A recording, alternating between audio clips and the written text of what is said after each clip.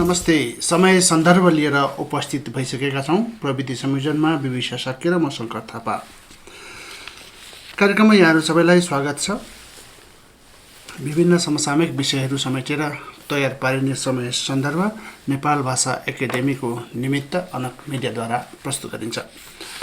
आज कुराकानी गर्न हामी कीर्तिपुर नगरपालिका वडा नम्बर 4 का पूर्व वडाध्यक्ष, जिल्ला विकास समितिका पूर्व सदस्य, सर्वोच्च अदालत बार एसोसिएसनका पूर्व उपाध्यक्ष अनि कोषाध्यक्ष पनि, र रोजगार प्रवर्धन आयोगका सदस्य र गुठी संस्थान समस्या समाधान आयोगका पूर्व सदस्य पनि हुनुहुन्छ। उहाँ हुनुहुन्छ वरिष्ठ अधिवक्ता राजु बस्नेत। उहाँ चाहिँ कीर्तिपुर नगरपालिका वडा नम्बर 4 निवासी पनि हुनुहुन्छ। आज हामी उहाँलाई यस विषयमा कुराकानी गर्न फोनमा सम्पर्क गरिरहेका छौँ। हेलो, र यसबाट हामी कसरी शरीरले वरिष्ठ अधिवक्ता राजु बस्नेतज्यू, नमस्ते। कार्यक्रममा स्वागत गर्न चाहन्छु। एन्टिबडी यसलाई प्रतिरोधात्मक क्षमता भन्छ। अब शरीरमा भएको यो प्रतिरोधात्मक क्षमता मलाई सुनिरहनु भएको छ? हेलो, र यो प्रतिरोधात्मक क्षमता बढ्यो भने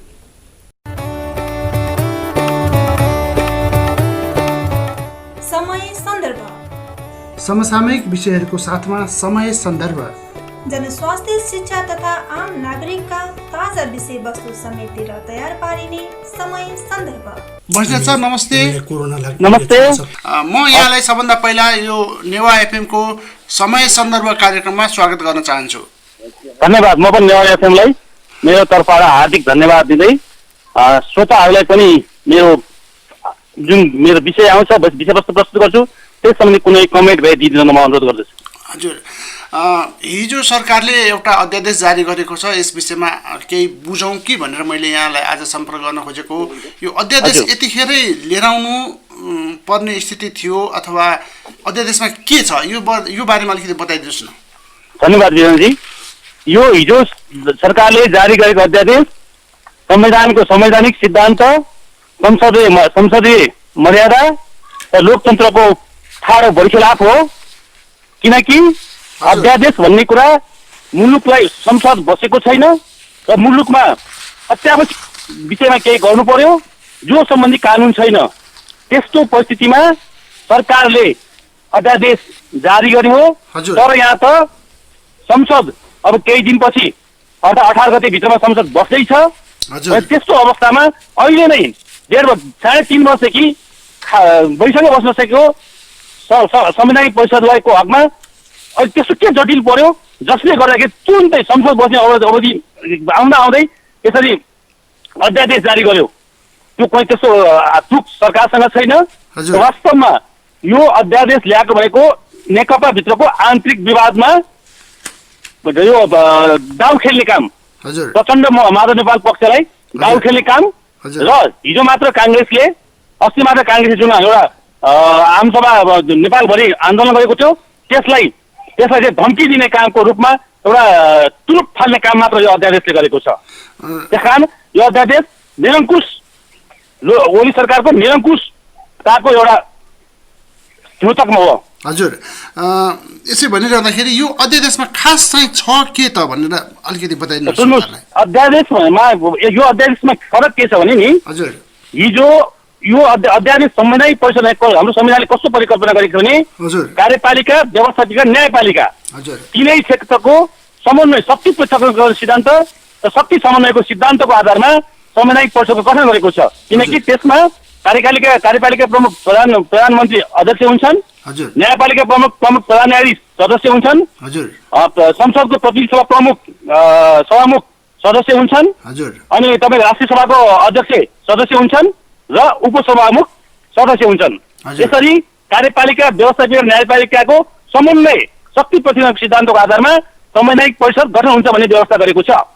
त्यसकारण त्यो संवैधानिक परिषदको काम गर्ने अधिकार सम्बन्धी ऐनमा स्पष्ट रूपमा संवैधानिक परिषद बस्दाखेरि प्रधान अध्यक्ष सहित अथवा प्रधानमन्त्री सहित 4 जना सदस्य सहित 5 जनाको अनिवार्य उपस्थितिको व्यवस्था मौजुदा ऐनले गरेको थियो। हिजो सरकारले के ल्यायो?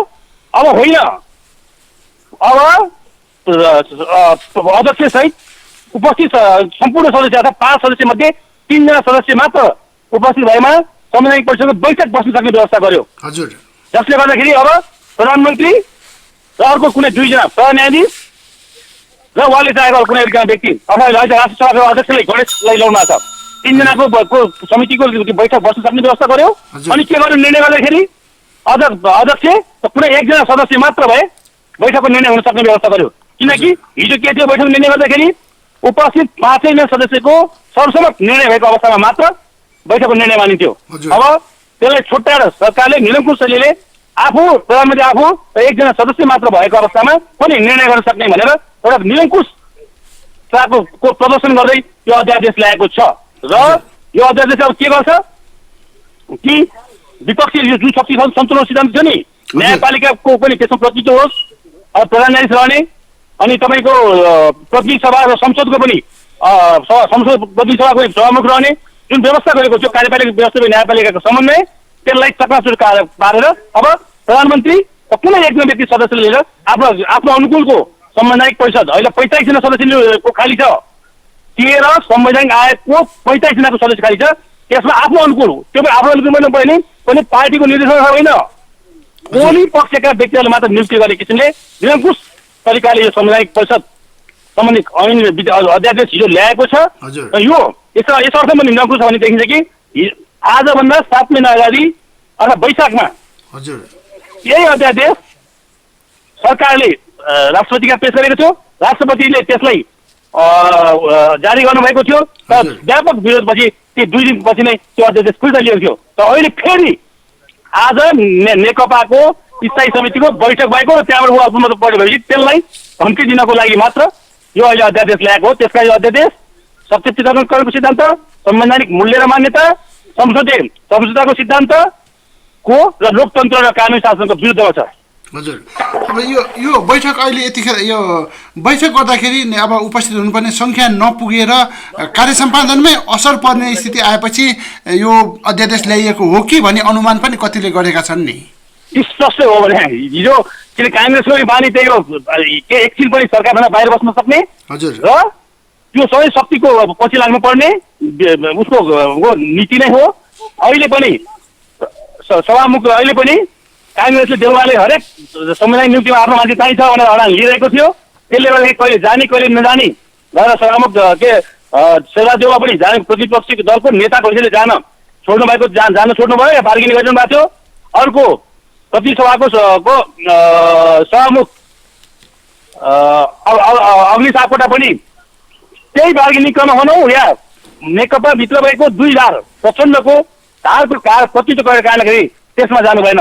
त्यसकारण त्यो संवैधानिक परिषदमा बस्ने व्यक्तिहरूले पनि आफ्नो हैसियत संवैधानिक दायित्व र राज्यप्रतिको दायित्व बिर्सेका छन् किनकि संवैधानिक परिषदमा बसिसकेपछि सभामुख अनिवार्य रूपले सदस्य जानुपर्छ किन नभएको प्रतिपक्ष दलको नेता शेरबहादुर देउवा संवैधानिक परिषदको सदस्य पदले सदस्य भएपछि के जानुपर्छ किन नभएको त्यही एकातिर आफ्नो भागभण्डारलाई देउवाले काङ्ग्रेसले भागभण्डार खोजेकोमा त्यो खोजेकोले त्यसमा बार्गेनिङ गर्न जानु भएन अग्नि सापकोटा सभामुख किन गर्नु भएन प्रचण्ड नेपालको पक्षमा लागेको कारणले नेकपा बीचको आन्तरिक विवादको फाइदा उठाउन लागि जानु भएन। यो उहाँले गरेको पनि गलत काम हो। यो हजुर पक्कै पनि यतिखेर यो अध्यादेश जारी पर्ने थिएन भन्ने यहाँलाई लागिरहेको छ मतलब 100 यो अहिले अध्यादेश जारी गर्ने बेला होइन यो किनकि 6 महिनाभित्रमा संसद बस्नुपर्छ।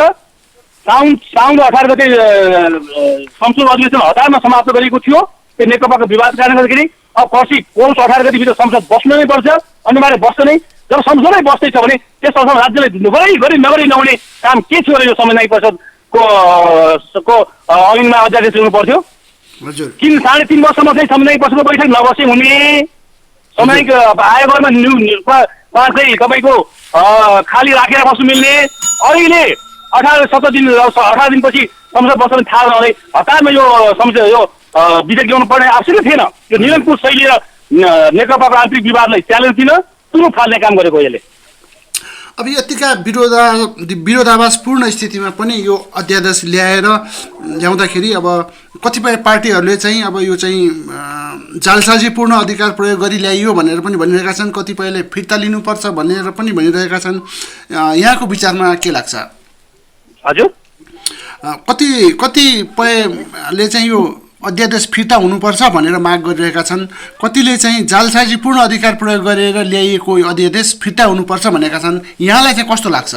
मैले तपाईँ प्रश्न भइहालेँ। यो संवैधानिक मूल्य र मान्यता संसदीय सर्वोच्चताको सिद्धान्तको विरुद्ध छ।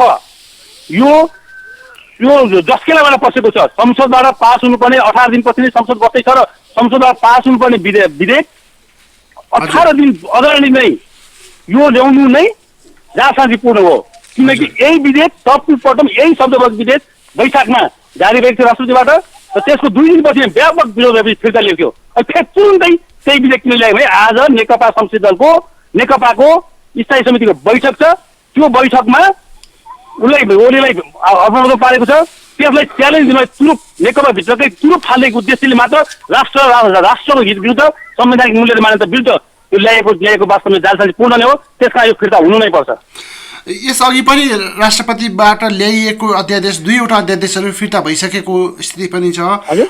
योभन्दा पहिले पनि 2टा अध्यादेशहरू फिर्ता भएका छन् र यो अध्यादेश पनि फिर्ता होला भन्ने यहाँलाई लाग्छ?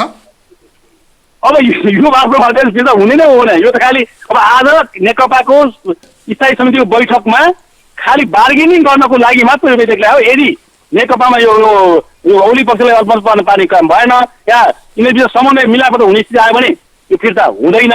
होइन, यसलाई निरन्तरता दिएर यो 45 जना 13वटा संविधान आयोगमा 45 जनाको नियुक्ति गर्ने व्यवस्था छ। खाली रिक्त पर्छ त्यसलाई लगाएर पनि यसले नियुक्ति अगाडि बढाउँछ। तर संवैधानिक मूल्य र मान्यता संसदीय मर्यादाको विपरीत छ। यसले चाहिँ नेपाली राजनीतिमा चाहिँ कस्तो किसिमको प्रभाव पार्छ? अब जुन बेला पनि प्रधानमन्त्रीलाई अप्ठ्यारो पर्यो कि अब अध्यादेश जारी गरिहाल्ने किसिमको यो एउटा नीति पनि निस्किन सक्छ नि। यो अध्यादेश भनेको यो सरकारको लागि चाहिने, राज्य र राष्ट्रको लागि राष्ट्रमा संसद बसेको छैन। त्यस विषयमा राष्ट्रलाई गम्भीर सङ्कट पर्यो या जनतालाई गम्भीर सङ्कट पर्यो, त्यसबाट मुक्ति दिनलाई तत्काल केही नगर्ने अवस्था भयो भने त्यस्तो अवस्थामा चाहिँ सरकारले राष्ट्र र जनताको हितको लागि ल्याउने अध्यादेश हो। तर यहाँ त त्यो उद्देश्य ल्याएको छैन। मैले भने नि साढे 3 वर्षदेखि तपाईँको संवैधानिक परिषद बसेको छैन। त्यही ऐनले चलिरहेको छ। नियुक्ति नगरेर भएको छ। अहिले किन नियुक्ति गर्नु पर्यो? 18 दिनपछि त संसद बस्दै छ। र संसद बसेपछि पनि अध्यादेश हकमा के हुन्छ भने संसद बसेपछि सम्बन्धित मन्त्रीले त्यो अध्यादेश संसदमा पेश गर्नुपर्छ। पेश गरेपछि त्यो संसदले त्यसलाई अनुमोदन गर्यो भने त्यो अध्यादेश कानुनमा परिणत हुन्छ। संसदले अनुमोदन गरेन भने त्यो अध्यादेश ल्याप्स हुन्छ, कोल्याप्स हुन्छ। र 60 दिनसम्म पनि त्यो अध्यादेश 60 दिनसम्म पनि यदि पेश भएन, छलफल भएन भनेदेखि चाहिँ त्यो अध्यादेश कोल्याप्स हुन्छ। तर त्यो कोल्याप्स भएको अवस्थामा वा पास नभएको अवस्थामा पनि त्यसले नियुक्ति गरेका व्यक्तिहरू चाहिँ संवैधानिक मान्यता प्राप्त हुन्छ।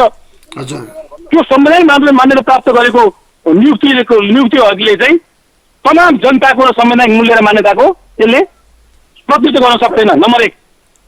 नम्बर 2, अहिलेको परिस्थितिमा यदि यो अध्यादेश बमोजिमको संवैधानिक परिषद बसेर नियुक्ति भयो, त्यो नियुक्ति भएका व्यक्तिहरूले पनि संसदीय सुनवाईमा जानुपर्छ। 45 दिनभित्रमा संसदीय सुनवाईमा जानुपर्छ। संसदीय सुनवाईमा जाँदाखेरि पनि ओली पक्षको जम्मा 2 जना छ। संसदीय समितिमा जम्मा 15 जना सदस्य हुन्छन्। त्यसमध्ये 1 जना खाली छ। अहिले 14 जना छन्। 14 जना मध्ये ओली पक्षको 2 जना छ, काङ्ग्रेसको र अरू अन्य पक्षको गएर 13 जना छन्।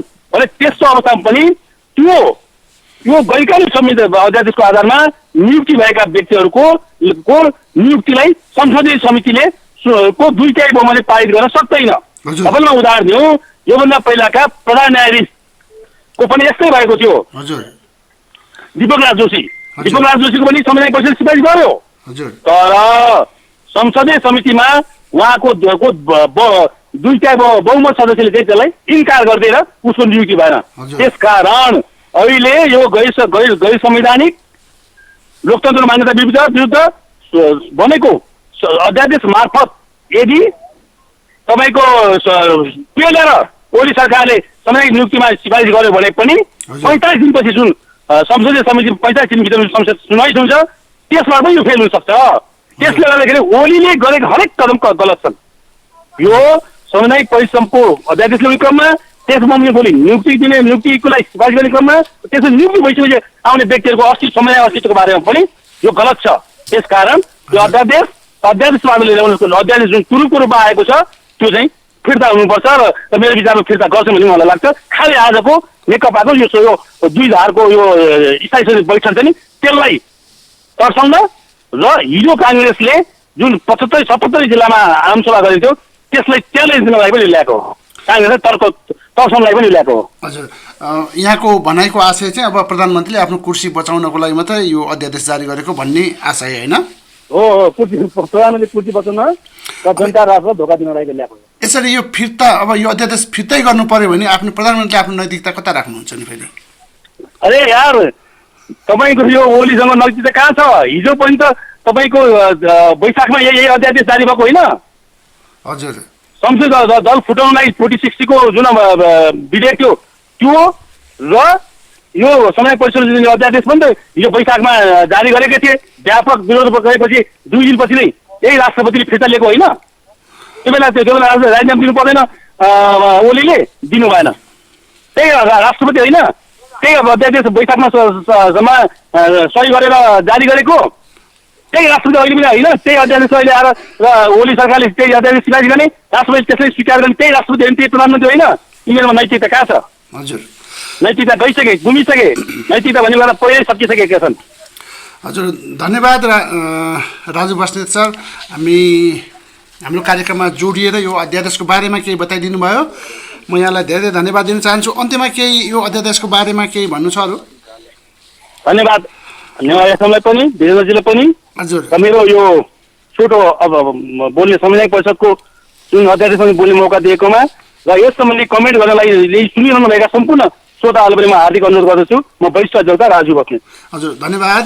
उहाँ हुनुहुन्थ्यो वरिष्ठ अधिवक्ता राजु बस्नेत, कीर्तिपुर नगरपालिका वडा नम्बर 4 का पूर्व वडाध्यक्ष, जिल्ला विकास सदस्यका पूर्व सदस्य, सर्वोच्च अदालत बार एसोसिएसनका पूर्व उपाध्यक्ष, रोजगार प्रवर्धन आयोगका पूर्व सदस्य तथा गुठी समस्या समाधान आयोगका पूर्व सदस्य। आजको कार्यक्रम अब समय सकिन आँटेकोले कार्यक्रमबाट छुट्टिन्छौँ। विविसा शक्य र शङ्कर थापालाई आज्ञा दिनुहोस्। भोलि फेरि भेटौँला। नमस्ते, शुभ